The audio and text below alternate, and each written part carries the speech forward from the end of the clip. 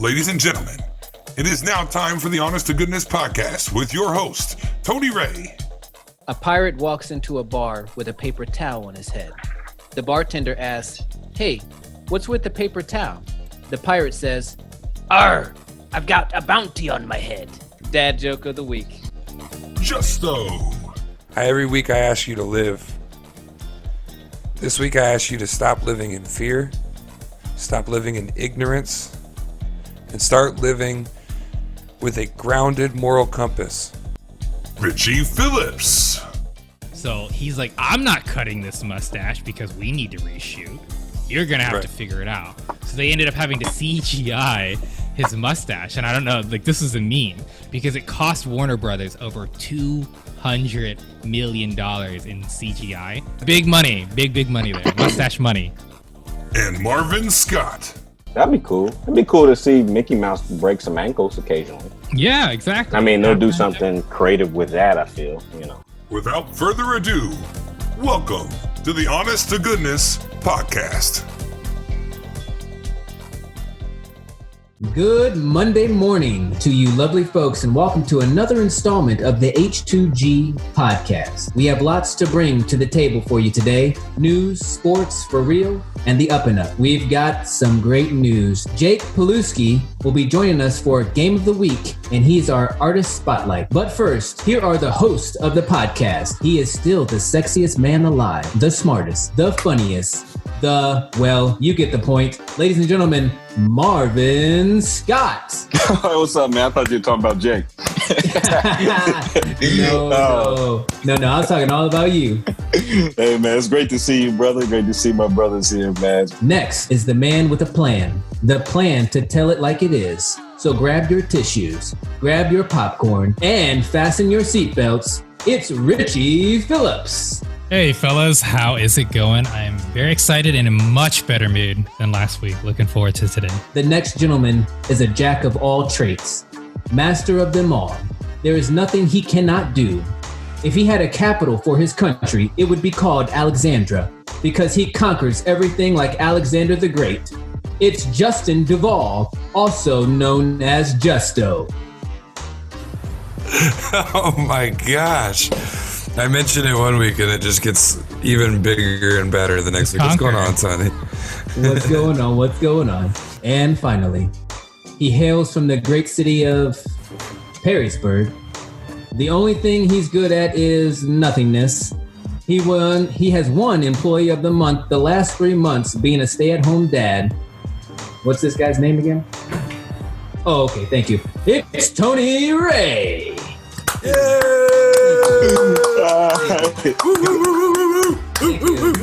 Thank you, announcer guy. So, gentlemen, what's the best part of your week? Well, obviously, I love getting together with you guys, and so that's always a highlight of my week. But this week, I was able to get another vehicle, something I've been needing, something for business, something that's travel-worthy and nice and pretty and shiny, and it's got that nice new car smell. So I'm super excited about that, and that was the best part of my week.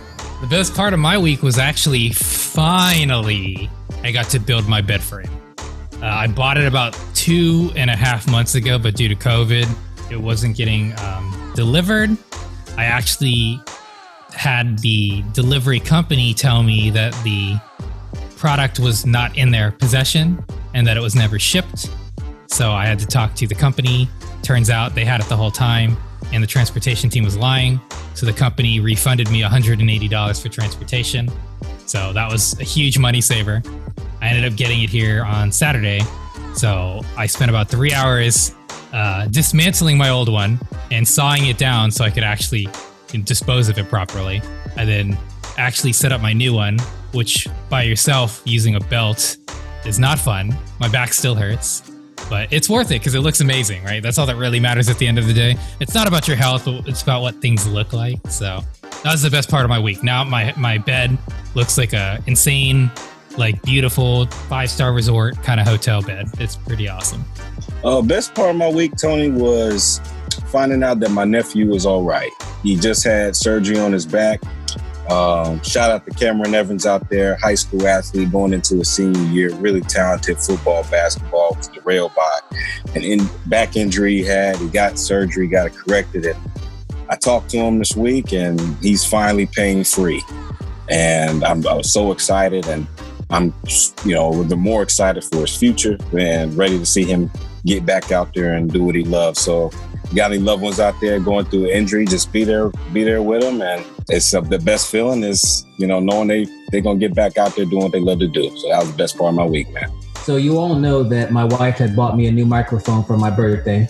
And so I was able to put it together. So getting all that put together so that way I could record here today on the H2G podcast. I want to say thank you once again to my wife. That was the best part about my week. And also Harper, who's going to be 4 in December, tells me every day, happy birthday. Like she thinks like my birthday's every day.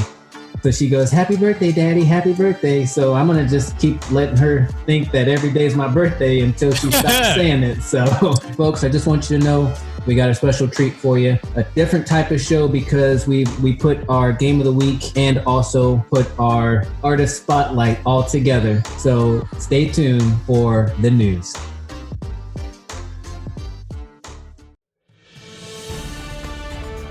And now, time for news on the H2G podcast.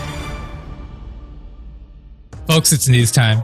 And on a very serious and sad note, we as H2G, the group, had to talk about John Lewis. He recently passed, and it's important that we celebrate and commemorate this man. He was a civil rights icon who fought for racial justice. The Georgia lawmaker had been suffering from stage 4 pancreatic cancer since December. He died at the age of 80. For more than 3 decades, he was a champion of segregation, discrimination, and injustice. He, along with Martin Luther King Jr., organized the March of Washington in 1963.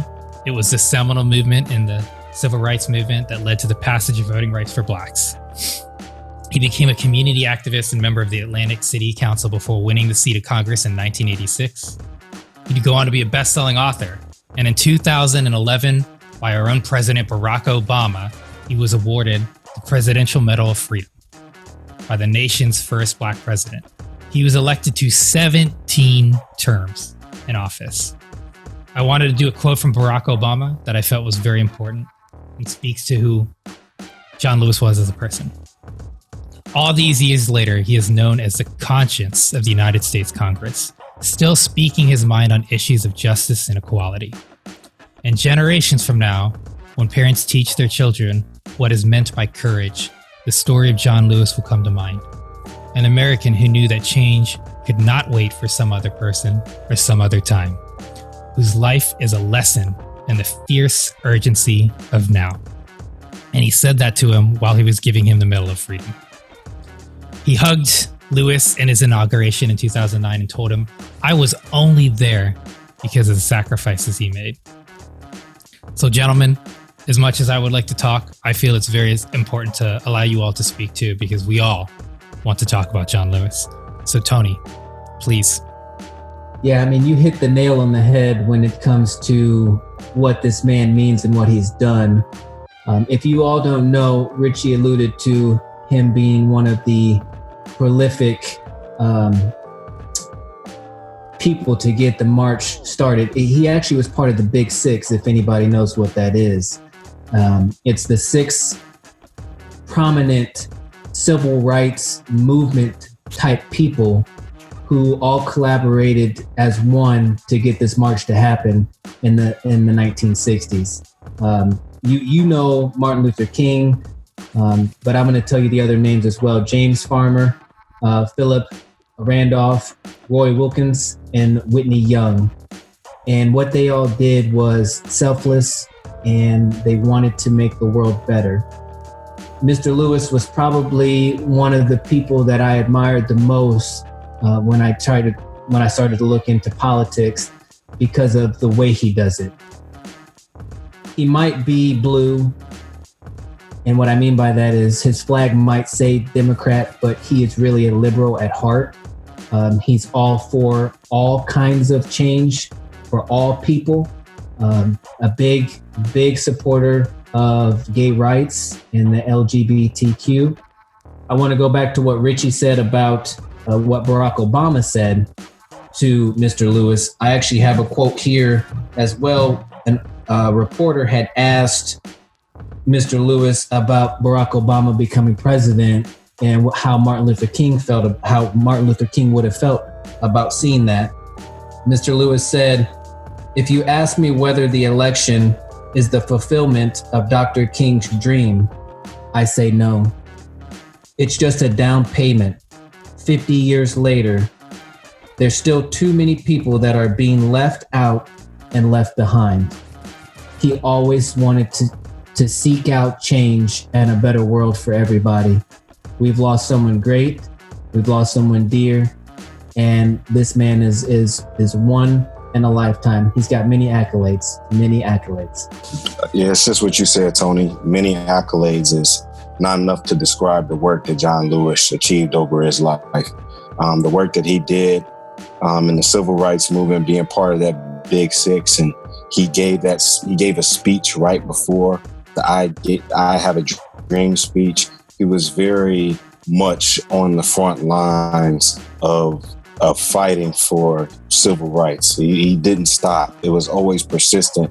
Him alongside with C.T. Vivian and the other four that served along with them, they really made their mark. They were so profound in their fight on trying to achieve racial justice for this country. And the one thing that sticks out to me the most about John Lewis is the work that he tried to get done in Congress. He was always that guy who never stopped fighting for some of those things he could just never get done over the years.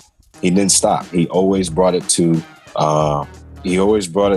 other congressmen's attention, whether they listened to him or not. He just continued to fight. And my condolences to his family, his loved ones. And, we just lost someone who was a fighter. So my heart goes out to John Lewis and C.T. Vivian. He fought for so much stuff that he wanted to create a National African American Museum in Washington. And the bill for about 15 years failed. But he tried for 15 years to get passed. And it actually just happened that they opened the doors September 25th, 2016 for the National Museum of African American History and Culture that's located adjacent to the Washington Memorial. I just wanted to piggyback off of what you said, Marvin. He was so persistent to get things done. That's a testament of who he was and what he did. Yeah, guys. First and foremost, condolences to the family and friends and close circle. John Lewis, you guys mentioned, had so many accolades. And to me, there's people that are born to do great things, and they never cease to press forward and make change. And those are the real heroes of all time. And one of the things that hits me about John Lewis is he was one of the 13 original Freedom Riders. If you don't know about the Freedom Rides and what took place, I encourage you to do some research, go check out this documentary. But a lot was accomplished, and it was the first opportunity for me to see what went on in the 60s and start to develop at a young age this understanding that there was a broken part of this world. Another good one lost, but we have to celebrate him in his death. He truly accomplished, a monumental amount of feats. You guys heard from the guys? I could go on and on about statistics, as Justin just alluded to, because this man accomplished more in his life than I could in probably 4 lifetimes. But there's a couple of quotes I'd like to just bring to light, because I feel this is the easiest way to describe how he's impacted me. He had mentioned this about the impeachment of Donald Trump. He said, when you see something that is not right, not just, not fair, you have a moral obligation to say something, to do something. Our children and their children will ask us, what did you do?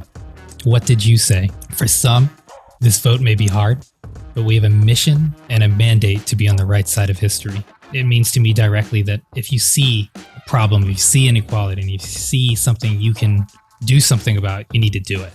And I just really felt strongly that was a quote that I needed to state. But I have 2 more as well. Freedom is not a state. It is an act. It is not some enchanted garden perched high on a distant plateau where we can finally sit down and rest. Freedom is the continuous action we must all take, and each generation must do its part to create an even more fair, more just society. When we talk about civil rights, people, it's not about one group of people, it's about everybody.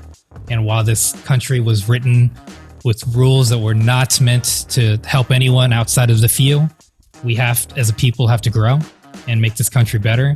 And John Lewis, a massive part of that. There's one last one, and I don't talk about my personal life a lot, but Wendy is somebody who's very near and dear to me. And this is something we had seen a couple years ago. He had tweeted, "Do not get lost in a sea of despair. Be hopeful, be optimistic. Our struggle is not the struggle of a day, a week, a month, or a year. It is the struggle of a lifetime. Never, ever be afraid to make some noise and get in good trouble, necessary trouble." This man was everything symbolic with what I think is a good person. This was the type of person who fought for equality with his own people. But as Marvin alluded to, he also fought for civil rights as a whole. Not only did John Lewis fight the good fight, but he continued to do so at a national level, at a congressional level. And he held that esteem for 17 consecutive terms, which is not a feat many people even have the luxury of getting to, let alone being able to stay an incumbent that long. At H2G, we want to thank John Lewis and his family, as Justin mentioned. We hope everybody can appreciate what that man did for this country. Hot off the wire. Hot off the wire this week. Hot off the wire. Hot off the wire this week. You fellas ready for this? And now, H2G presents The Wire. Welcome back, ladies and gentlemen. This is The Wire. And this week, Myles Garrett signed a mega contract. Tony, what can you tell us about that? Yes, sir. The team signed Garrett to a 5-year, $125 million contract extension, making the talented edge rusher the NFL's highest paid defensive player. The deal includes $100 million guaranteed, according to the NFL Network. So once again, we have top dollar for talent, but you also get the baggage that he brings with him. It hasn't been that long since his character was questioned after the Pittsburgh and Browns game, where two individuals, Mason Rudolph and Garrett, participated in actions unbecoming to themselves, the team, and the NFL. My question is, do you think that this is a good move for the Browns? Marvin. I think it's an excellent move for the Browns. When was the last time the Browns been in the playoffs? I think it's worth all the baggage and more. Listen up, guys. You can't look at one situation from this past season, one incident, and say that this guy who has been leading the NFL in sacks, one of the NFL sack leaders, that he's not worthy of this contract. The Browns have the weapons on offense, and they have they're still in the process of building that defense. And so when you've got a key piece like a Myles Garrett, you got to build that defense around him, because that's your piece and ultimately your golden ticket if you're the Browns to get into the playoffs and break that streak that you haven't broken since 2002. So I think it's a great move. So that's what the Browns are going to do. They're going to take a chance on Myles Garrett, and hopefully it works out for him. Like Marvin said, you really can't judge him off of one incident, but for me, I can. Character goes a long way. How you act in a certain situation deems who you are as a person. And to me, Myles Garrett is dirty. I liked Hines Ward. Hines Ward was dirty, but I knew he was dirty. Myles Garrett does what he does. He's a gladiator. Is he worth the money? Only time will tell. The Browns ain't got nothing else to invest in, right? So they might as well invest in that. So that's my take. Tony Ray, for those who don't know, what incident occurred between these two players back in that matchup between Pittsburgh and Cleveland? During a football match, there were two men that were going at each other.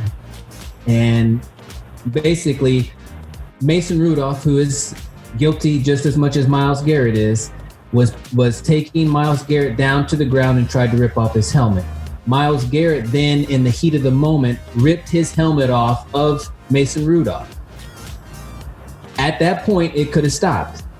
He was being pushed back by defenders of the Browns and offensive players by the Pittsburgh Steelers. He gets to the end zone where he's being held back. Mason Rudolph decides to come up, say something else, or trying to get his helmet back, and Myles Garrett took the helmet of Mason Rudolph and hit Mason Rudolph in the head with the helmet. That's what I'm questioning the character of Myles Garrett for. That move right there. It's heated. It's in the moment. It's football. I get it. But when you can do some massive damage to somebody because you're throwing a temper tantrum in the heat of the moment, dictates who you are as a person. I'm not in that situation. I don't know how I would react. I would hope that I would be just and not do something to put someone else's life in danger. But that's the story and that's how it happened. And I'm not excluding Mason Rudolph from this at all, 100%. Okay, so first of all, let's go back to the point. Highest paid defensive player, we can easily argue one way or another. He was the first round 2017 pick. He's arguably the best defensive player. You know, you compare him to Aaron Donald and Khalil Mack. There's no one else besides that. So does he worth the most money? Absolutely. Let's get into the character issue, because this is where I disagree with you guys. Okay, you could paint it as, they got into a scuffle and he overreacted. Well, let's talk about why he allegedly overreacted and what Mason Rudolph allegedly said to him. Does anyone remember? Because it was actually the N-word, and that's what he specifically said is what set him off. And if you've listened to this man talk, and if you've seen what this man has said in social media and how eloquent he can be, I'm gonna take him at face value. And I'll tell you what, I don't care if it could have killed Mason Rudolph. You know what? Fine. You guys got to learn at some point you can't say stuff. Guess what? He's a 280-pound mass of muscle. He's 24 years old. No fat, 6'4". If you're dumb enough to think you can say that to someone and get away with it because, it's in the moment and it's sports. No, I wish he would have hit him in the head, quite frankly, because that's some bullshit. He should have. I wish he hit him straight. I wish that man would seriously take 8 months to recover just to learn how to speak. I'll tell you what. You know what I mean? Because let me be very clear here. I believe him. I'm telling you, I've seen athletes get into it. I have seen athletes push each other, hurt each other, punch helmets, break their own hand punching a helmet. I have never seen a grown man take a helmet and swing it like a club at another man's head. What would cause a human being to do that? And let me clarify, when he says it was a racially, emotionally driven slur, that's the only thing I can humanly think of that would cause a man to consider murdering someone. Genuinely, people, he is strong enough that he could have murdered him, as Tony said earlier. So you know what? I don't think there's a character issue. If anything, Mason Rudolph got off lucky, not just from not getting hurt, but also that he didn't get suspended to the same degree or have the same scrutiny that Myles had to go through. And you know what? Get your pay, man. You deserve it. You are absolutely top of the food chain in the NFL. And who gives a crap about Rudolph, whatever the red-nosed reindeer? It doesn't matter. You're going nowhere, buddy. You are not a good quarterback. And the only thing you're going to be known for is that incident as Garrett continues to be successful. Okay, first off, J.J. Watt is a better player than Myles Garrett. Second, T.J. Watt is a better player than Myles Garrett. You crazy. Third, they don't even play the same position. Yeah, Aaron Donald is a better player than Myles Garrett. Well, touche, but that's Aaron Donald. Hands down, there's more people that are deserving of this money. Number two, to your point, it was allegedly said that that's what he said. And I know for a fact that if someone had said those words to me, I would not have waited an ounce of a second to tell somebody. It would have been stated right after that man had called me whatever allegedly was said that he called him at that moment.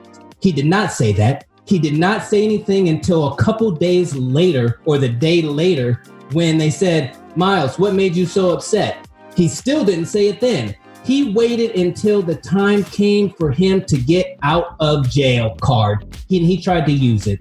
100%. That's how I feel. It's not for certain. We don't know. These are allegations of what could have been said or how it was said. But I will tell you one thing. Mason Rudolph was wrong for trying to take down a man that was twice his size and take his helmet off.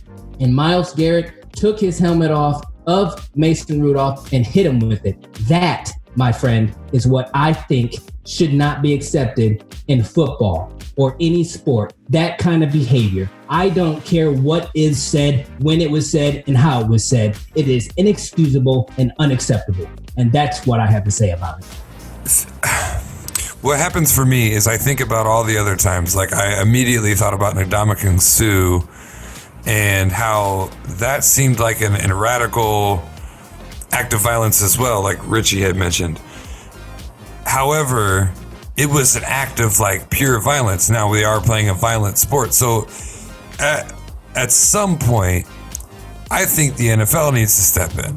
And I don't know how, and I wouldn't have any kind of revision code or anything like that. But when you have these full-grown men beating the living hell out of each other, hitting each other, which has been scientifically proven at the impact that would be equivalent to a car accident, and all these loveless words are being spewed, if it was a hate thing, you know, I could see that being the reason it launched it. But either way, I also could see what, you know, it's never acceptable to beat a man with a blunt object that could kill him. The real question was, is he worth the money? And I'd say he's definitely worth the money because of his production on the field. You can't look at a situation, one incident that he's had. You look at the course of his career so far, he hasn't had any major incidents outside of this.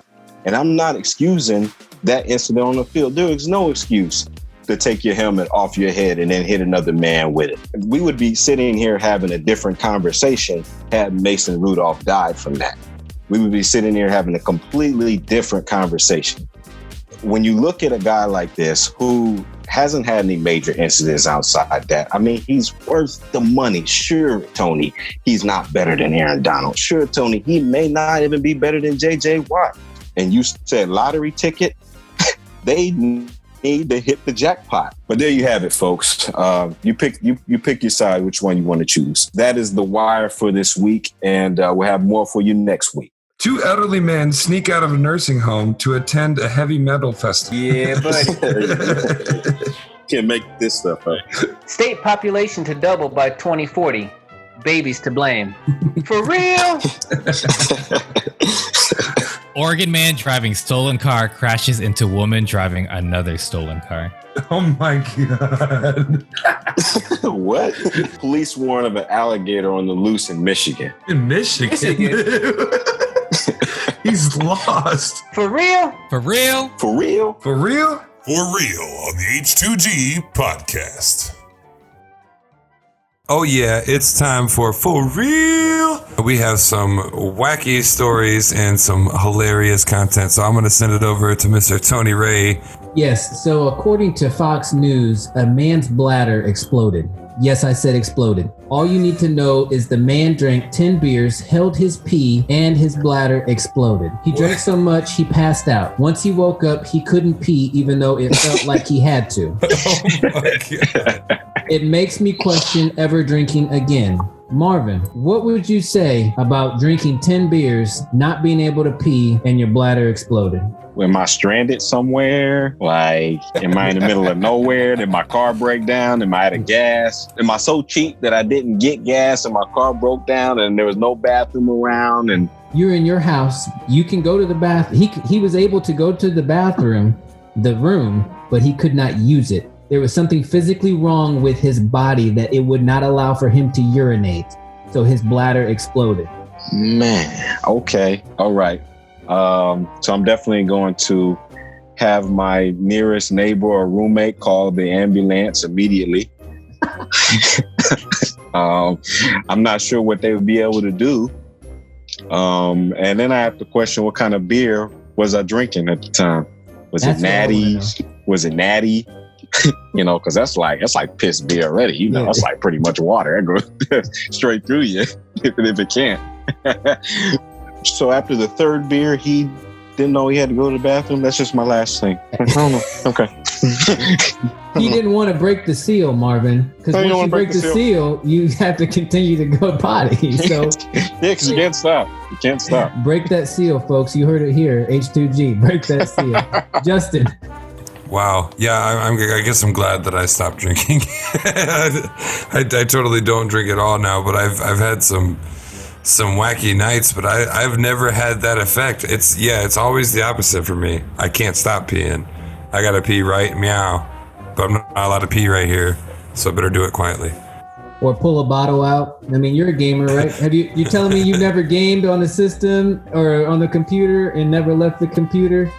You just Oh stayed there no, and peed in man! the If I cup? gotta go and there's a bathroom right here, I'm going. That's not me. In the car, if there's no option, I might try to consider some kind of other option. But generally speaking, no. I got you. I've never peed in a bottle while my wife held it while we were driving to Florida. Oh no, you have. You're the cat is out of the bag on that one. Richie? Yeah, former alcoholic, went to AA for years. I can say with conviction, I'm with the other guys. I always had to use the bathroom. It was never an issue of like holding it in. But I hope to all of you H2G people listening out there, you understand the importance of when you gotta go, right? I mean, in all seriousness, just listen to oh my goodness, his intestines came into, woo, that's disgusting. But poor guy. Hopefully he learned a lesson. There were many times I'd wake up in my own pool of urine, so I can't imagine waking up with my bladder exploded, to say the least. That's a whole new level. And side note, Tony, I have not actually peed in cups and things like that. And I was a huge World of Warcraft player. I would just go take a shit. Let me clarify that right now. Raid boss or not, Breakmaster's on the ground, dude, because if I gotta go, I gotta go. I'm not worrying about staying alive or playing NBA 2K. Doesn't matter what I'm doing, man. The bathroom is sacred. Urinating is sacred. Pooping is sacred. At H2G, we strongly recommend you use the bathroom when necessary. Don't hold it in. Don't have your bladder explode. Please, people, make sure you wipe very carefully. All these things are crucial in bathroom etiquette, and that's all I have to say about that. So, Gordon Boy is a Southern Sudan ambassador for the U.S. Well, as you know, during COVID, a lot of us have having to do Zoom calls, and you've dealt with Zoom calls with your own coworkers, your family members, etc. And you've seen and heard some stories. Well, let me tell you, I don't know if you've ever heard a story like this. So this gentleman, they're having a conference, live panel the whole time. And this gentleman decides to walk up to the bathroom and relieve himself. However, it's a live video conference, ladies and gentlemen. One of the panelists asked him to mute himself. Most people just silently said nothing in horror as this gentleman urinated during the discussion panel live. Let me clarify that. He's talking, someone else is talking. You hear him just no problem, it's no big deal. I am shocked. That's embarrassing. I don't know where to start, but you know what, Marvin? You seem like you're having Why don't you tell me your thoughts on him relieving himself and not muting during this? Well, first, Richie, you folks out there, you guys got to forgive me because I should have said at the beginning of this show, this was the best part of my week, was hearing this. Because, I mean, we've all been guilty of doing something in the background while being on a Zoom call. But, I mean, this has just reached a new low and a low. I mean, this dude right here, after they told him mute, he just refused. And I know he heard it. And they were just like, Mr. Gordon, I think you're the one that's making the noise. And he continues to tinkle. To me, for the life of me, I was like, wow. He just zero, you know what's given. I was like, that is 2020 in a nutshell. So that's just what I think. My God. Ambassador Marvin, thank you. Justin, what's your take? So these grown men are going potty and tinkling all over the place, and oh boy, yeah. Well, the entire world has now switched to doing things this way. We record our podcast via video conference, and we've had plenty of experiences here where things are going on in the background, as you've seen in the bloopers. But I've actually, Richie, unfortunately, I was trolling the internet and found more stories just like this. I just saw one the other day. There was a business conference, and this guy told the whole meeting that he had to leave early right? So they said, okay, they planned on it. They waved him by. He thought he shut his computer off. I think he minimized it because it was like he couldn't see the screen. I was watching it. And it's this full like 16-person Zoom call. And then he walks away from the camera and he comes back with a bottle of lotion and a box of tissues. Wait a second. It took, I don't think, at least from what I saw, he didn't get very far before they were able to boot him from the call. But I was about to say that would have been traumatic. But yeah, man, I guess if anything, these stories go to show you, please pay attention to your electronics. And if you're going to be in a business call, make sure that you're watching your microphone and or your camera, because you never know who might be watching you. Did you say pay attention? PeeAttention. Oh, PeeAttention, I guess. PeeAttention. PeeAttention. Tony, what would you like to say to pay attention to the group? The just so adding to the P story is just the exclamation point. Wow. This guy, I mean, I've seen things happen on Zoom calls. I just watched a blooper the other day. You know, the guy where the children run in and then the mom tries to grab the children. Yeah. So he has another one where the daughter comes in and the mom comes in and grabs the daughter out. And the announcer guy goes, "Oh, there's your daughter." Mom comes in, "Oh, there's your nanny." And he goes, "That's my wife." Like, it's crazy. Like, all this stuff. Listen, at least cover your camera up. Have the etiquette to cover your camera up if you're going to grab the lotion and tissue. You never know who's watching. Things can get hacked so easily. Just wait a little bit. I mean, I'm guilty of sitting on the toilet during a conference call, forgetting to hit mute, and then I flush the toilet, and then there's silence. But that's on a conference call. They don't know that. They don't know that was me. It's not like I was on a Zoom call. Jeez, when you gotta go, you gotta go. At least this gentleman had a ritual and a routine to go grab things before he just started. Otherwise, that could have turned south so much quicker. So much quicker. And on that note, that's our For Real segment.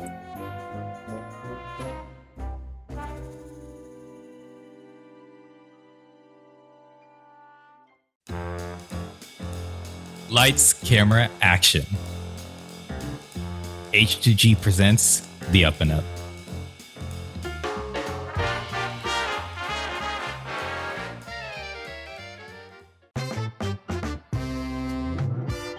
All right, ladies and gentlemen, we're here on The Up and Up, and we certainly have some down and down for you. This is going to be something that hits home to me, somebody I used to enjoy, and videos I used to watch to cheer myself up when I was in a bad mood or having a bad day. Headline is Former Employees Say Ellen's Be Kind talk show mantra masks a toxic work culture. Ellen's built her worldwide multi-million-dollar brand on the motto, Be Kind, with lavish giveaways and acts of charity. But behind the scenes, current and former employees on her leading daytime show say they faced racism, fear, and intimidation. That Be Kind bullshit only happens when the cameras are on. It's all for show, one former employee told BuzzFeed News. I know they give money to people and they help them out, but it's for show. BuzzFeed spoke to one current employee and 10 former ones, all of whom asked to remain anonymous, fearing retribution from the award-winning daytime talk show and others in the industry. They say they were fired after taking medical leave or bereavement to attend family funerals. One employee who claimed she was fed up with the comments about her race walked off the job. Others say they were also instructed by their directed managers to not speak to DeGeneres if they saw her around the office. The executive producers Ed Glavin, Mary Conley, and Andy Lasner said they take the stories of the employees very seriously. Over the course of nearly 2 decades, 3,000 episodes, and employing over 1,000 staff members, we've strived to create an open, safe, and inclusive work environment. We are truly heartbroken and sorry to learn that even one person in our production family has had a negative experience. It's not who we are, and not who we strive to be, and not the mission Ellen has set for us. For the record, the day-to-day responsibility of the Ellen Show is completely on us. So, gentlemen, we could keep going on. There's a lot more to this story, and I'll add some nuggets halfway through. But I'd like to kick this off with Tony Beach. Tony. Ellen was the type of person that you would think that this wouldn't happen to. Like, it wouldn't be Ellen DeGeneres. You know, she fights and stands for a lot of things, and she can still fight and stand for those things. It just will be tainted a little bit if all these allegations come out that, you know, it is a toxic work environment. I will have to say I'm not shocked, because this happens in a lot of different places. You know, they say the grass is greener on the other side, but it really is the same kind of grass. It's just different landscape. Okay, let's not forget that Disney was sued because of discrimination against 10 women. That happened. Let's not forget that Oprah Winfrey was sued because of how she treated some of her staff members during the her own network, treated some of the staff members. The lady was pregnant and she took her leave. She was up for promotion before she got pregnant, but when she got back, because she had complications and didn't show up for her job a certain amount of times, she was let go. So let's not pretend like this doesn't happen in a lot of different places. I just thought, being naive, that it wouldn't happen at the Ellen DeGeneres show. Well, let me start by saying I don't condone toxic work environments. I think it's important that I say that up front. Okay, so the way that I view this, some responsibility, on Ellen. But she is an executive producer, and so when those production meetings occur, it is her responsibility to defend her brand and defend if what she's always put out there as her persona, the be nice and the Ellen that we all know and love. If that's still her, she needs to be fighting this the most, and hopefully maybe that's where that rebuttal, from the producers of the Ellen Show came from. However, and I don't mean this to condone, like I said, but everyone else working in this industry, that's showbiz. That is showbiz. It's happening everywhere. Not that it's right, not that it's okay. When the producers are taking fault for it, I feel like that's because it came out, and either whether Ellen knew about it or didn't know about it, that's the stuff that we would have to have been there to know.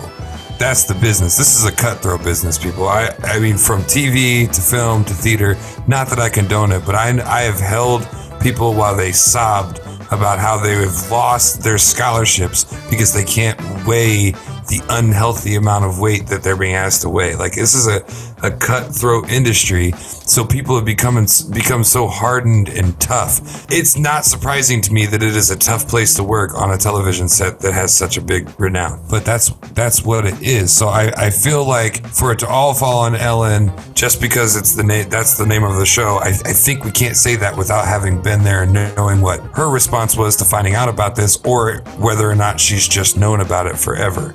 I'm really hoping that these allegations aren't true, like what Tony said. And just to go off that, I'm not shocked either. Over the course of many years, we've seen Comedy Central, we've seen so many sketches of Oprah and her producers treating people bad, and we thought it was funny, and and you would see that happen to different talk show hosts. And to see Ellen in the light of this situation now, I think she has a huge moral obligation to step up and actually give an explanation as to what's going on. It's hard for me to believe that she's just now hearing about this. Your name is on this show. You're involved in almost every facet of what's going on, even what's going on behind the scenes. There's always going to be somebody next to her telling her something. Appreciate all your points, guys. I think it's too late. That's my personal perspective. Just let me give you a quick story. After working on the Ellen DeGeneres show for a year, one former employee had to take medical leave for a month. They checked into a mental health facility because they had an attempted suicide. The week they returned to work, they told them the position was eliminated. Let me just give you what I consider the straw that proves that Ellen understands there are issues and doesn't care.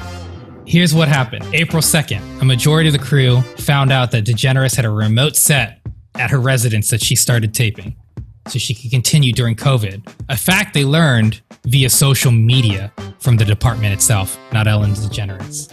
Ellen tapes 4 days a week.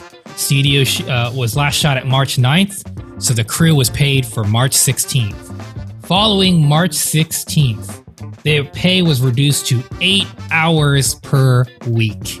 April 10th, the crew found out that they would no longer get any communication, and the reduction in pay was permanent until further notice. But one of the things I find that I don't find acceptable is that's just show business. Now, I could be wrong, and I could be judging a person based on facts that I don't know, but there's too many things I'm seeing to where on some level, there's culpability. And that's my personal perspective. But I'd like to throw it back to Justin because, quite frankly, I said some things he didn't have the opportunity to hear, and he might have a dissenting opinion at this point. I think that putting a lot of power on Ellen herself, like that is a big production, and generally speaking, there's not usually a head honcho. I'm not condoning, once again, what is on. I'm not saying, well, that's just showbiz. It should happen.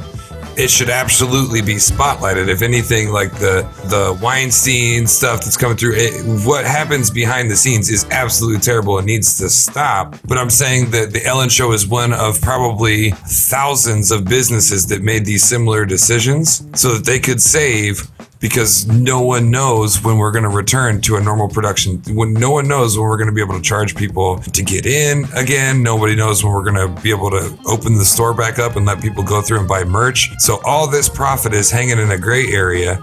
So the business made a decision. Whether or not it was a good decision or not, it seems like there's two things going on here. You know, there's the toxic work environment and there's Ellen Show's reaction to COVID. I find it very hard to believe that Ellen's day doesn't consist of meetings and call times. I don't think that she's backstage and managing things. I don't think she's got anything to do with any of that. I bet if you work lights at the Ellen Show, you probably hardly ever see her. And that's why they said don't bother her, because she's probably on a schedule because she's a televised figure. I'm going to counter with $87.5 million Ellen DeGeneres made in 2019. $87.5 million. A net worth of over $350 million. Now, I agree with you, Justin, that as a business, you have to do what's best for business and ensure you can keep the lights on. Here's what I do know. Ellen is still making the money that show's paying her. And whether or not they choose to, like you're saying, she doesn't have any say in whether or not her team is used. She sure as hell, like Conan O'Brien, has the money to be able to offer it to her staff. At the end of the day, from the COVID perspective, that's the only thing I can clearly go off of. And I agree with you, Justin. It's the only thing I can objectively go off of. And on that note, we're going to end the up and up with no longer a down and down, but we will see you next week. All right, folks, I got a special guest here with us today on the H2G podcast. It's a friend of mine, went to high school together, graduated in 2003. The man, Jake Pilewski. How you doing, Jake? Hey, Tony, I'm doing real good. It's good to see you. It's been a lot longer than I'd like to admit since I last saw you. Oh, yeah, absolutely. Let me introduce you to the crew real quick. We've got Justin Duvall. How's it going, Jake? Hey, nice to meet you, Justin. Nice to meet you, man. Thanks for coming on the show. Absolutely. We've got Marvin Scott. Jake, how you doing, man? Good, man. Good to see you. Great to have you on, brother. Good to see people in general. Oh, yeah. No, you feel. And we have Richie Phillips. Jake, let me ask you for the third time. How you know? I'm just kidding. Do this? I mean, maybe it changed in the past 10 seconds. You never know. I actually follow you on Facebook a lot. Not to sound like a stalker, but yeah, that's what it's there for. I see you do a lot of great things, and we appreciate you coming on the show and sharing your story with us as well. So thanks for having me. It's kind of fun being on the other side of it. Absolutely. All right, so we're going to go into Game of the Week. Ladies and gentlemen, it's time for Game of the Week.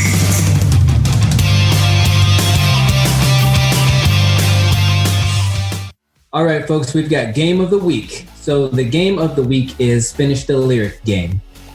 So this is how it works. I'll read a lyric, and you will have to finish the lyric or fill in the blank for 5 points. If you can name the artist as well, you get another 5 points. If you and your partner don't know the answer, the other team will be allowed to steal and receive the points.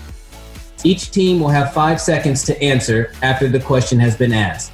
So does this mean we, like, whoever wins, we get to take your title from you without fighting for it, or what's going on here? No. There's no taking of the title. This is just kind of like a playoff spot to be able to face the champion. I see what's going on here. So we've got Jake and Marvin on team 1, Justo and Richie on team 2. To decide who goes first, I'm going to flip a coin. And we're going to have Jake's team, because I'm favoring Jake today. Call it in the air, okay? Ready? 3, 2, 1. Heads. It's tails. Yeah. Sorry about that. So it's okay, Jake. We still got this, man. I'm not worried. Say we get it at halftime. We're good. This is for Richie and Justo. Sin City's cold and empty. No one's around to... Richie. I got nothing, brother. Feel right. pretty? No. Hey, I respect it. Jake and Marvin? I don't know what you're thinking, Jake. What you thinking, man? I'm thinking. I was hoping you had it. I got nothing.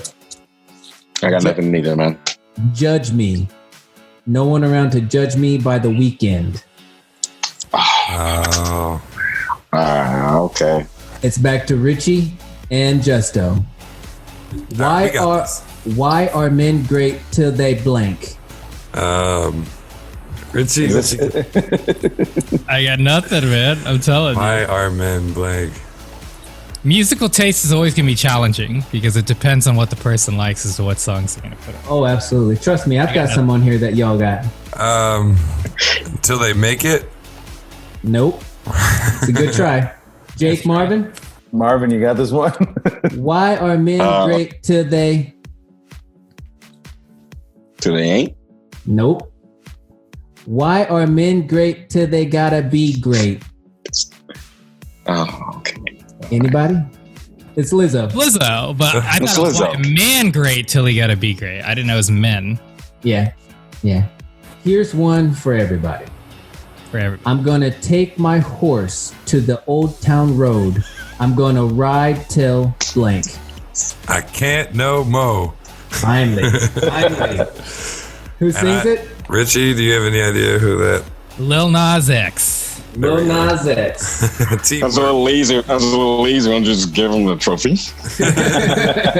I mean, Billy Madison. The other two were quite challenging so far. Yeah. You had to give a layup at some point. Oh, yeah. Absolutely.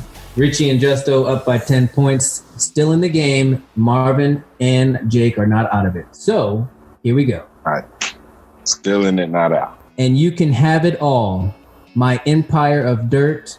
I will let you down. I will make you. Is it on us still? Yeah, it's still on you. That's Hurt by Johnny Cash. The Yes, line and the name of the song. There it is. I think it's a trick question, though. Because it was not Johnny Cash who wrote it. Who made it famous first? Who made it famous first? 9 Inch Nails. Yeah, I had that down. Right. Yeah. So we get some points for that, right? I will give you 5 points for 9 Inch Nails. Yes. I had Hurt. I had Hurt down. I had Johnny Cash and 9 Inch Nails. So the score, ladies and gentlemen, is 5 for Jake and Marvin and 20 points for Richie and Justo. Richie and Justo are still on. Here we go with the next one. I like my baby hair with my baby hair and afros. I like my Negro nose with the Jackson 5 nostril. Earned all this money, but they never take the country out me. I got a blank in my bag. Swag. A 9? Nope.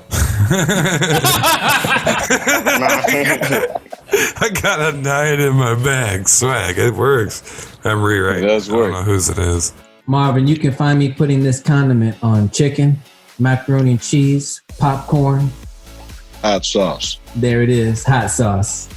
A hot sauce in my bag swag. Do you know who sings the song? Hot sauce in my bag swag. Jake, what you got? I mean, I guarantee this one is not Nine Inch Nails. That's all I know so far. For half the points, Marvin, I will tell you the name of the song. The name of the song is Formation. Ah, it's Beyonce, right? Beyonce, yes. Okay. All right. So they're half down still. 10 points for Jake and Marvin, 20 points for Richie and Justo. Richie and Justo is off the board because we deferred to Marvin. Marvin and Jake. War, children. It's just a blank away. I mean, I've got a guess, but if you've got it, Marvin, go for it. Go ahead, Jake. Day? Just a day away? No, sir. Justo? Richie? This is one of those things where I'll find out if I've been saying the lyric right all these years. It's just a shot away. Yes. Just a shot away. Who sings it? Rolling Stones. Yeah. Yes, Rolling Stones. Very good. Children. All right, back to Justin and Richie. Up by 20 points, 30-10. On a dark desert highway.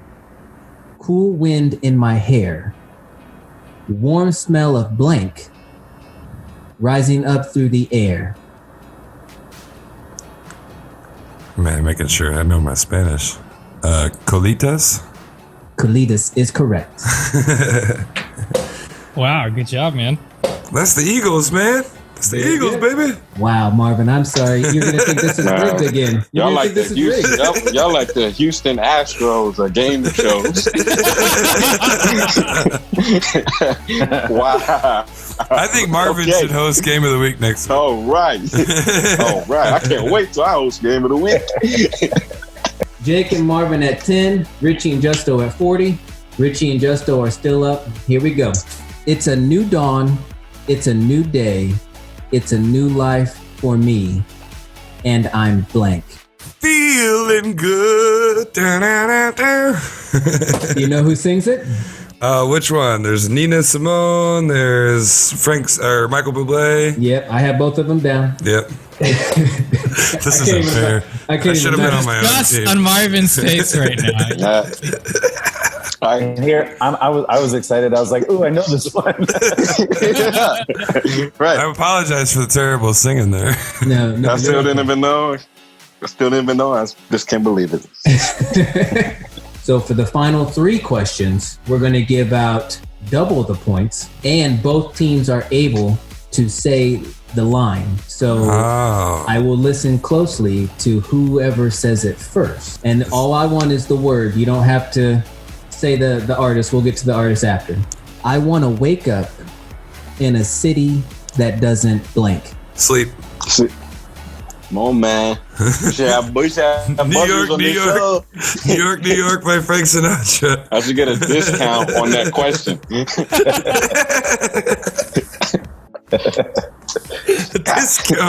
A discount. For Marvin. I want to get a discount on my question. You got a coupon for that?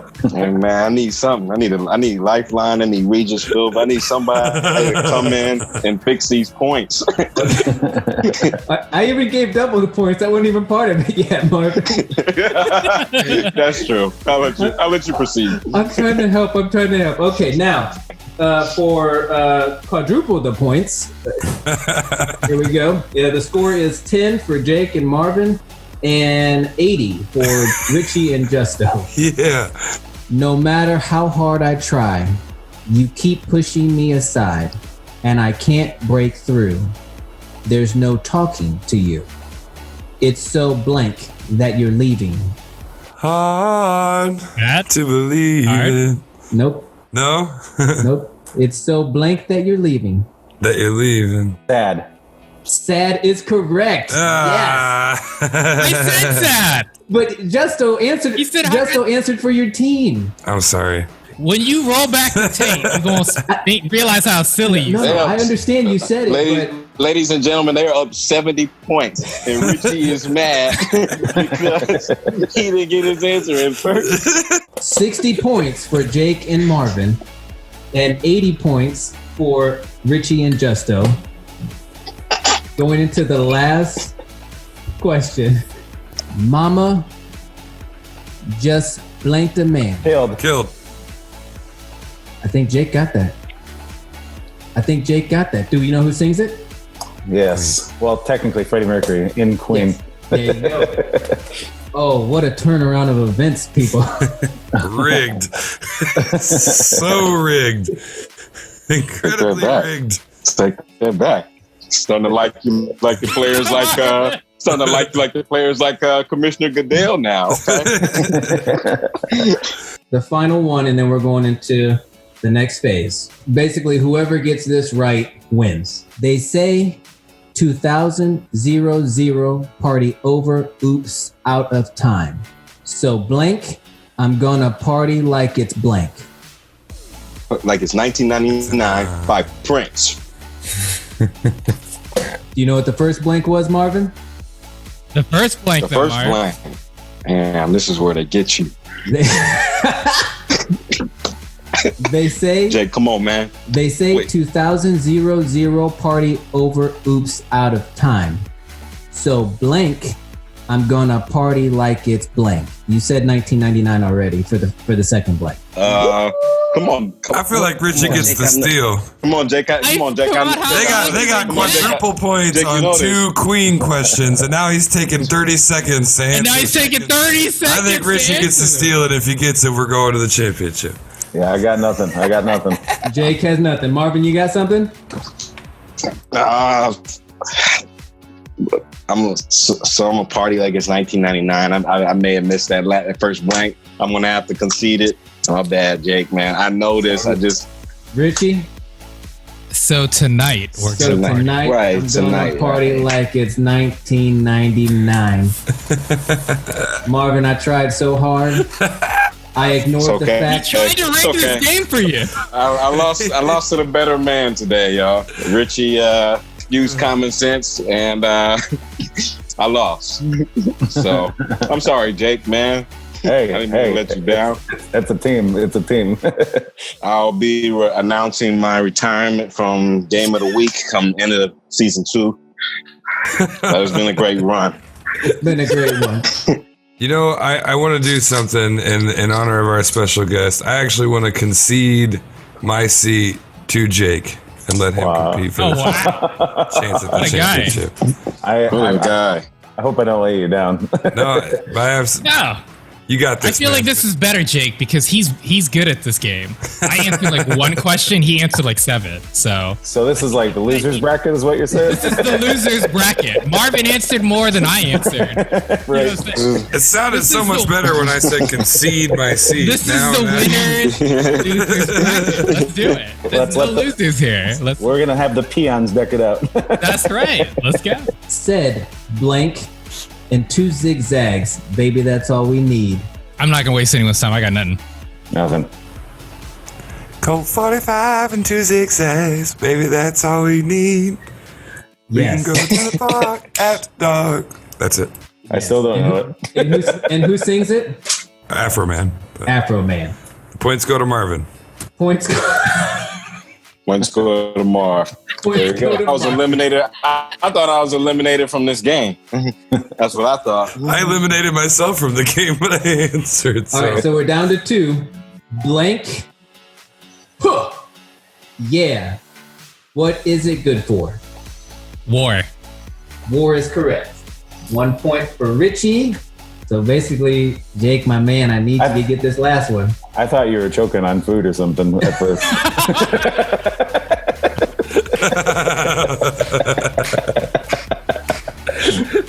I was just worried more than anything. Thank you for your concern. I'll give 10 points to Richie for answering correctly and 5 points to you for your being a gentleman. Being a gentleman, yes.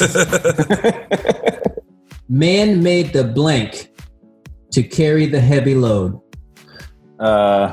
Womb.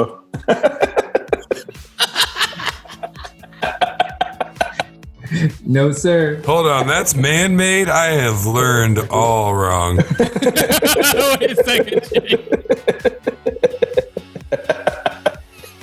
I might have to give Jake the points. They both concede and I steal. Can we give Marvin the win? Yes. Richie has to agree. I'll Sure. take the dub. Marv has no shame. He'll take it. I have no I have idea no who shame. sings it. Zero shame. I don't know who sings it, Marvin, so if that doesn't get you in, I'm sorry, but I think it's Man Made the Train to carry the heavy load. That is correct. I was in the same I was ballpark. disqualified anyway. I didn't know. The same, really close. We're really In close. all fairness, what he answered and trained do carry human beings. So just saying. Yeah. Yeah. All right, folks, on a wacky game of the week, all over the place. At first, Richie and Justo dominated, and then Jake and Marvin came back because Richie claims that he said something first and I didn't give it to him.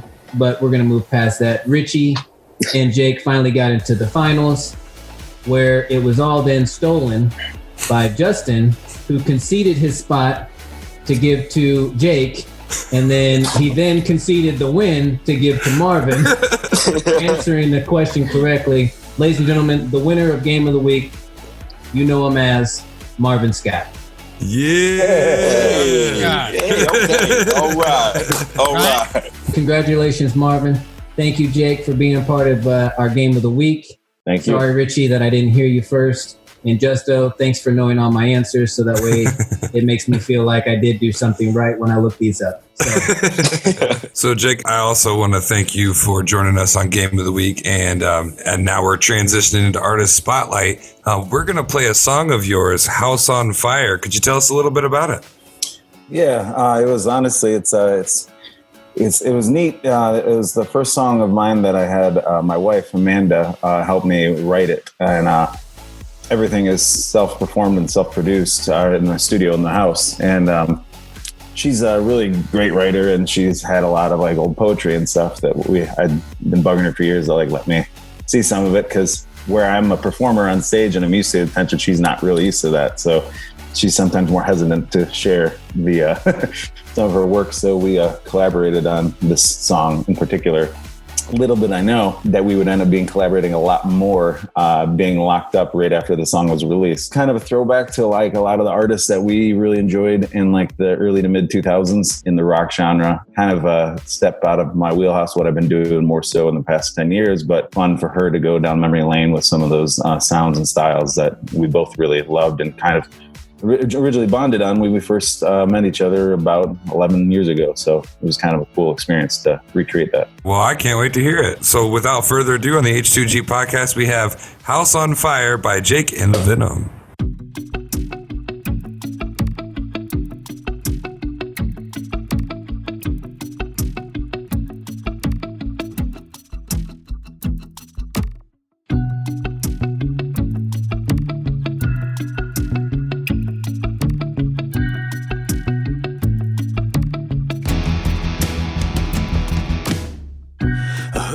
Whisper, a careless touch. I didn't know I'd feel this much, but hate is in the air tonight. It wasn't me who held the knife, but the blood on my hands was the blood of your life. It was a long road to a quick demise.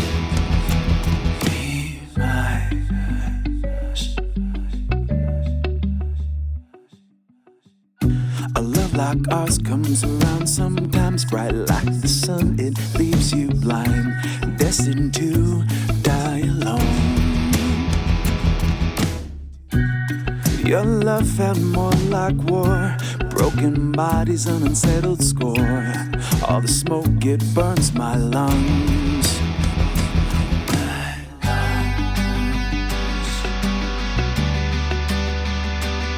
If there's nothing that's a saving in a house on fire, could you stay a while? I'm barely breathing, but I'm still believing. If there's nothing more, what are we living for?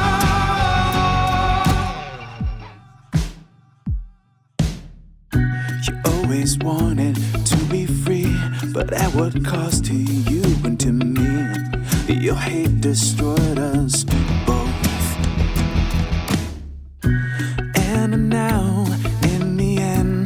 sun will never rise again. The flames engulfed all hope.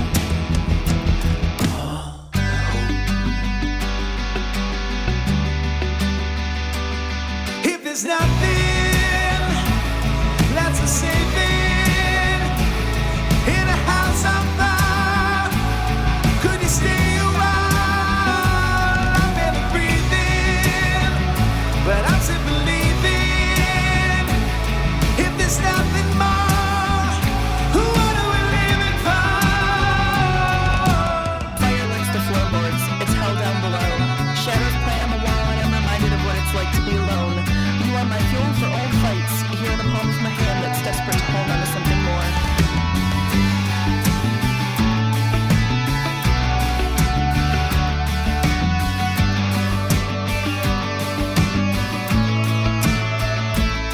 If there's nothing that's a saving in a house on fire, could you stay a while? If there's nothing that's a saving in a house on fire, could you stay a while? I'm barely breathing, but I'm still believing. If there's nothing more, what are we living for?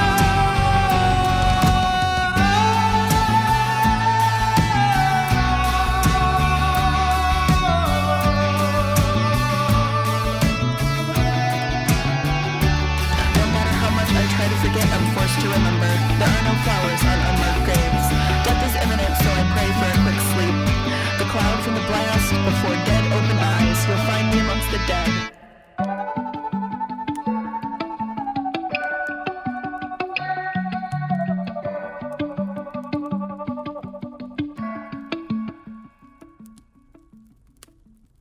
All right, House on Fire, man.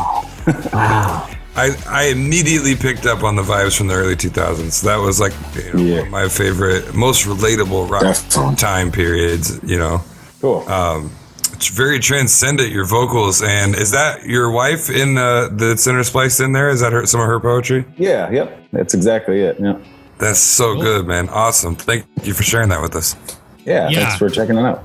I loved it. Early 2000s, obviously. To me, I closed my eyes when I was listening to it, and it kind of reminded me like Muse, particularly during that period of time. For sure, yeah. The guitar music was just really interesting. I feel like you had this really unique sound. And honestly, like, I could have listened to just the beginning before you even started singing, like, the whole way through. Why I think of Muse was just this incredible track the whole way across, man. It was really awesome. Thank you. Yeah, I'm a big Muse fan, so that's definitely a compliment. I am also a very large Muse fan. Yeah. It meant to be. Awesome. Yeah, Jake, I was able to actually listen to the song before we actually do the podcast recording right now, and I played it for my wife, and my wife said, she goes, I'm not into that style of music, but I could listen to that song over and over again. It's just absolutely transcendent. I love what you did in the beginning. It really wraps you in, and then to now know what the meaning of that song is while you listen to it does it a little bit extra and adds that cherry on top. So I appreciate you allowing us to listen to that and sharing your song with us. I appreciate that. Thank you. Jake, that was fire, man. Bro, like, I love that kind of music. For one, like Tony hit the nail on the head. It's transcended. Like, man, for a moment there, I was just sitting here and I forgot that these guys existed. I was just locked in. I felt like I wanted to be in the gym and I wanted to work out. Like, I just felt so motivated. Like, the song was so moving, man. Bro, like, I really appreciate that. Thank you for sharing that with us, man. I appreciate it. Thank you. Yeah, and it's one of those things that some of my friends love that style of music and they listen to it like, this is great. And then I show them the other songs from the same collection of tunes. They're like, wait, these don't sound anything like that. I'm like, well. Well, that's what's so crazy. You're original, man. I want to check out your other stuff just because, like, if that's not what you do, I'm very curious because, like, to me, that felt like your home, whether or not it is or not. That's how good that song was to me. So I'm really curious. Well, thank you. And you sounded so free. Thank you. Awesome. Yeah, I mean, that's what I said. Little did we know it was going to be the last song I'd recorded before everything got shut down. Yeah, that's a good way for a temporary pause, in my opinion. Yeah, well, thank you. So, Jake, how long have you been playing music? I technically got a late start by a lot of people's standards. I didn't really start dabbling much with singing or even playing piano until probably like 14, 15 years old. Up until that point, I would just do, what everybody did, get in front of a piano and with your two fingers try to play Mary Had a Little Lamb, stuff like that. So I didn't even consider getting even remotely serious about it until I was about 14, 15 years old, but started making money off of it as a performer by the time I was 16. But that's 20 years now I've been making money off of it. So huge fondness for what you do as art, and I like to draw, I like to do photography, things of that nature. I used to be a journalist. Nice. So creative expression, I totally can relate. So my question to you is, in your lyrics, and I assume it's your songwriting in itself, not just your lyrics, it sounds like you do amazing work with the guitar. What is your process? Is it something personal? Do you kind of just go for storytelling in itself and it can be fictional? What is your approach with that? That's one thing for me. It's always changed over the years. It kind of has this natural evolution to it. I started writing songs before I even really knew anything about music. Like, started writing songs when I was like 10 or 11, but I couldn't play an instrument. I couldn't really sing. I just had it in my head, so I read it out. But typically I get a melody in my head, or I get maybe a melody that's along with a lyric line, and I'm like, ooh, that sounds like it could be a really good hook in a song. And the hook is always what, brings people back. So there are times I'm like, you know what? I want to sit down and write a song that feels more like this. Because my favorite kind of music, more than any style, has always been classical, and which is ironic as a singer, since classical music typically doesn't have any vocals in it. But I always thought it was powerful. If the music can move you and tell a story, then the vocals can just be an added bonus to it. But most of the time, the story comes after I've already started crafting the music. Well, that's awesome to hear, because like I said, when I heard your song, that's how I felt. It was just, I felt it first. And, not that the lyrics weren't there, but it was just, that's how I thought you were. I'm glad to hear that answer, because absolutely, personally, I was very excited by that, because to me, what you said is how I feel as a listener. Is I love hearing an instrument, and it's no disrespect to singers, but just when you can hear someone in their craft and really hear that guitar, just the sounds and the resonations, that's just insane. So, and Jake, I just had a question for you, man. Yeah, I really appreciate, first and foremost, like your consistency. Doing this since you were 16, and you mentioned how you know a lot of artists that have moved to Nashville and moved to New York City, and they just got burnt out. What would be your advice to someone that has been doing this as long as you, or someone that has made those moves to those big cities? What would be your advice to them to about your drive and how to keep going? It'd be the same advice I'd give myself 10 years ago if I go back in time, that it's such a big, vast industry, and there's so many different things you can do in the industry that I kind of always relate it to like the food industry. You can be in the food industry. Are you going to be a line cook? Are you going to own your own restaurant? Are you going to be a chef? Are you going to be a server? I mean, there's so many elements and different moving parts that go that you don't necessarily like. A lot of artists get discouraged because they have it in their heads like they're going to be the next Beatles, which I think is almost impossible to obtain, because the Beatles is a matter of timing and the way the world was at the time. And it's, you didn't have digital resources to hear music from around the whole world. I don't think we'll ever see another 90s or 80s or 70s or 60s, and we'll never see another 2010s, just because as the world changes, so does art and the mediums that we enjoy them on. Look at to other artists out there, like figure out what makes you, why you like music, why do you like performing it or recording it or writing it or whatever, and then find a way that you can make it work in society, and decide if it's going to be a lifestyle or if it's going to be a hobby. I mean, at the end of the day, it's all right. So we're going to do a throwback here. So Jake, I want to know what your fondest memory of high school was, if you can give us one. And I only think of I think about high school, and I think about like Pam Williams and Mr. Gentry and all the stuff that we did in the arts part of Perrysburg High School. So much talent, so many people. I just wanted to know your fondest memory. I think probably one of the absolute best ones was right when the whole cast and crew for our performance of Les Miserables. So obviously my senior year of high school. I mean, I was never really a theater buff to begin with. I think I was in 2 shows just because I was like, when they said they were going to do Les Miserables, one of the first schools to do it, I was like, I have to be in that because like that's a really powerful show. And I said, and I have to be the main villain. And just because I always thought that part was the most interesting part in there. And so, but it was not just being in the show. It was the whole cast and crew would get in a big huddle backstage before each show. And so that moment where I was, we all got to say a couple words. The seniors got to say their goodbyes and everybody. It was really neat looking around in the room to see all of the current great talent that was the freshman, sophomore, junior, and senior, knowing that I was about to we're 2 weeks or a week removed from graduation at this point. And this is going to last the last time I was going to be doing anything like this probably ever, because I had no plans to ever get into theater after that. That was just going to be it. So knowing we were about to put on this amazing show that's been going so great every night that we did it, this was like the 7th performance by that point on a Sunday afternoon. And this is the last time we'll be on the stage. And it was really neat though, just kind of passing the buck to the younger, more some of the great talented kids that already had more talent in their finger than I could have ever imagined at their age, just 3 years younger. So that was, I think, the neatest part, is looking and seeing this weird community in this room that I didn't realize how much existed until you're standing there and you're just like, wow, we all did this. We all made this happen. That was definitely the fondest memory. Well, Jake, I want to thank you for coming on the show. We hope that we can have you back in future episodes and/or seasons. Maybe come back and play another game of the week with us. Yeah, who knows? I mean, with the way the rules went this time, everybody can win. Anybody and everybody can win. I appreciate anything is possible. Yeah, I mean, this is really neat. So thank you. It's therapeutic. Thank you, brother. You're a great teammate, Jake. Hey, likewise.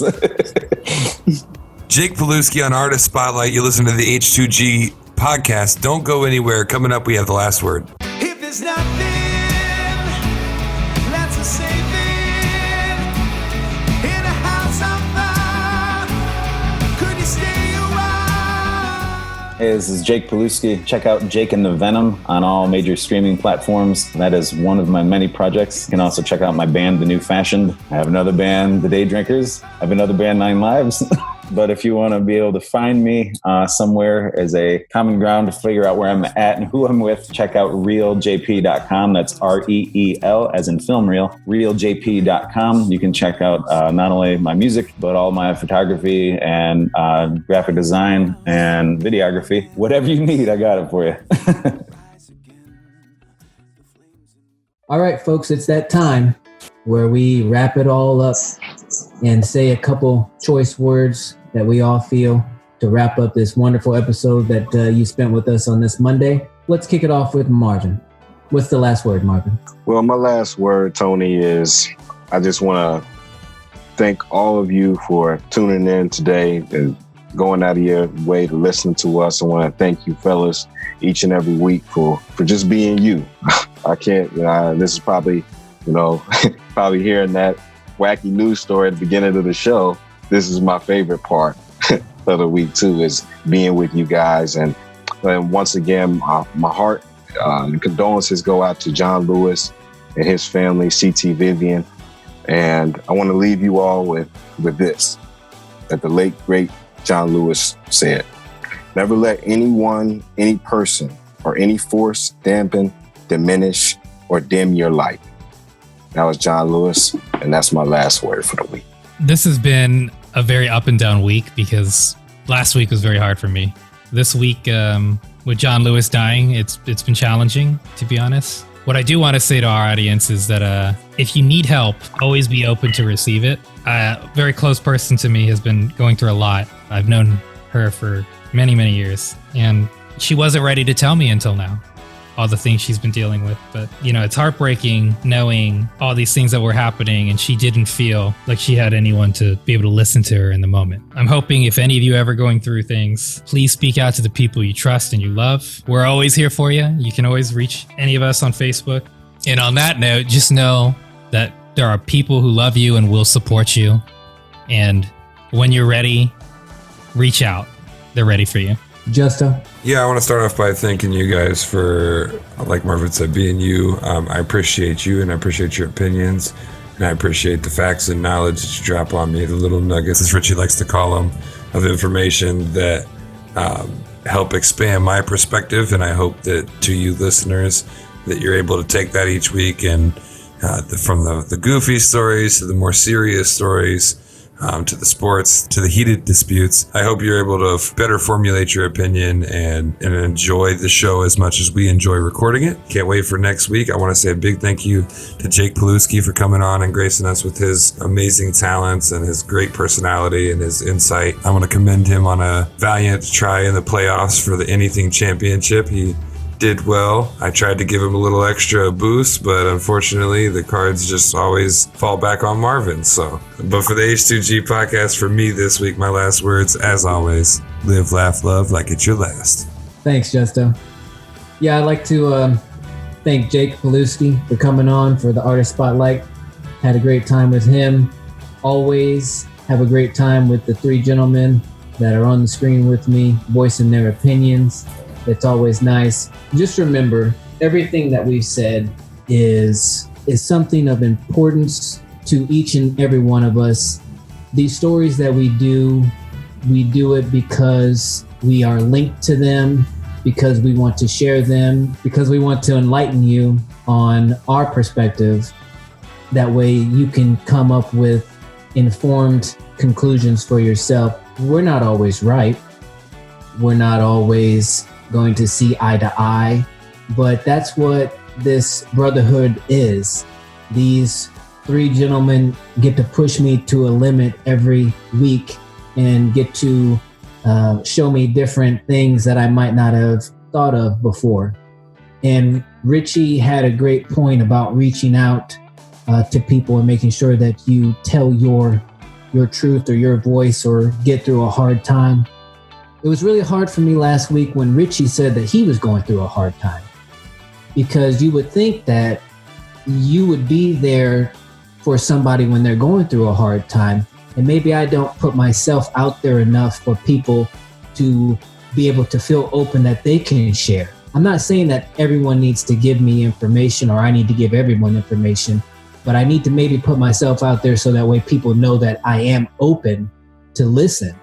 No matter who you are, if you're a listener, if you're a friend, if you're a family member, if you ever need anything, I'm just a phone call away. And that's how I want to live my life, is to be there for people and to be there for myself. So that's the last word.